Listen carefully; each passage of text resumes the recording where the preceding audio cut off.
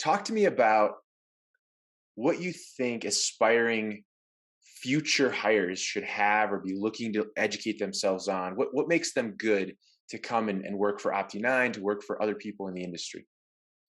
Yeah, so I think our industry, is really susceptible to shiny object syndrome. Every day there's a new buzzword, there's a new technology, there's a new four-letter acronym that I have to learn, and it's great. It means that there's a lot of innovation happening. But I think what's also happening is it's putting a lot of pressure on, especially the junior administrators, that they need to keep their resumes fresh and cutting edge and relevant.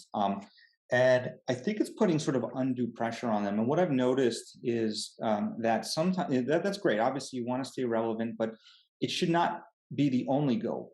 We also have to acknowledge that soft skills are just as important in our industry and are great to have and learn because they transcend the Kool-Aid of the day. And one of them that I'm especially keen on is sort of troubleshooting as a skill, troubleshooting as a service. And I've had situations where people have worked on fixing a problem, and I've come in and sort of looked at it for 5 minutes and be able to figure it out. It doesn't always happen that way, but if you get really good at troubleshooting and understanding the art of it, you can kind of walk into many different situations with different technologies and different vendors, and be able to apply those technology agnostics principles and solve the problem. And those are important wrappers for the tech.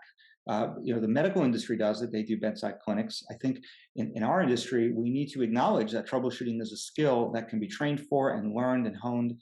And others, there's others too, right? There's being resourceful, being able to solve things on your own, being a good Googler, being a good technical documenter, so that when someone else hits an issue in the middle of the night, they're not calling you because you're proud of the way that you can technically document something so that anybody can deal with it. So I would sort of like take the pressure off a little bit, focus on these other skills, because they will transcend the Kool-Aid of the day.